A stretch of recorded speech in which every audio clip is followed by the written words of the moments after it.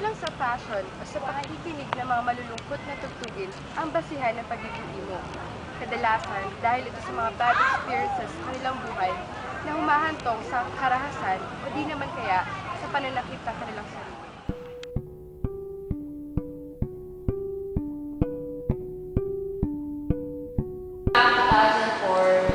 Second year high school ako. Nagkaroon ako ng suicide tendencies.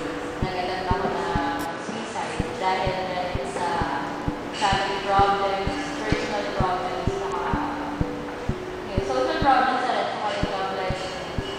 That time kasi,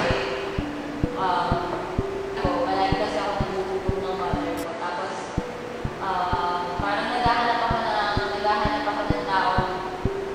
Mararamdaman ko naman na mag-care sa akin. So, naghanap ako sa labas, sa school namin. Then, yung nakahanap ako na, parang may naging boyfriend ako that time.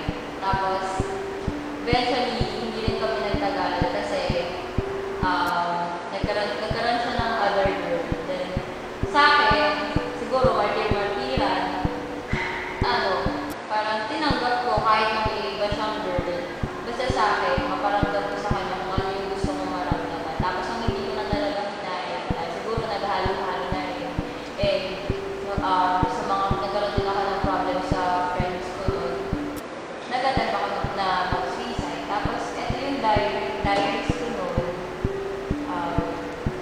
First time ako na nag-try mag-slash noong February 10, 2004. Yan.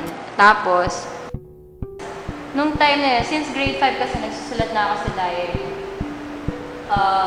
Yung sa diary ko lang lahat ay inubuhos lahat ng hinanakit ko, ng pag malungkot ako, nagsusulat ako, pag masaya ako, yung diary ko lang yung nakakaalam. Ayun. Tapos yan, kahit nagsasya, tapos naulit siya, yung pinaka-worst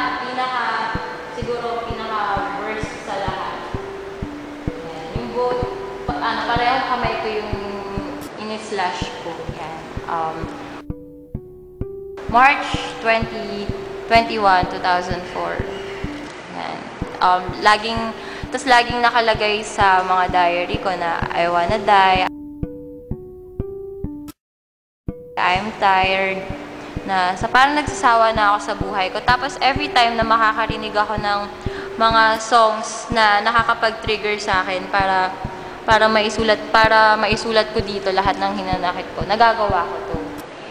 Ayun. Tapos nung nalaman sa school namin, nung nalaman sa school namin, pinaalam sa parents ko. Tapos pinatawag ng parents ko sa school. And then after noon, palagi na ako napapatawag sa guidance para i-update ako kung ano na doon nangyayari sa akin. So parang yung time na yun yung parang doon na nag-start yung healing process na natuto na ako maging open sa ibang tao. Saka yun, nakorek naman ako sa mga mali kong nagawa.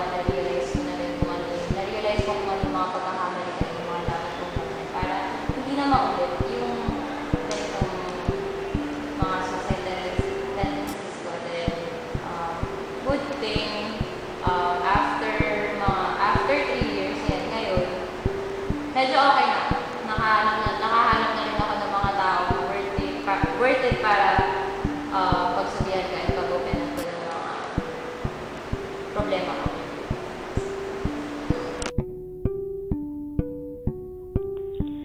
Lumapit kami sa isang psychology professor na si Ms. Joan Perillo upang hingan siya ng idea tungkol sa mga causes ng mga suicide attempts ng mga kabataan ngayon who turn out to be as emo.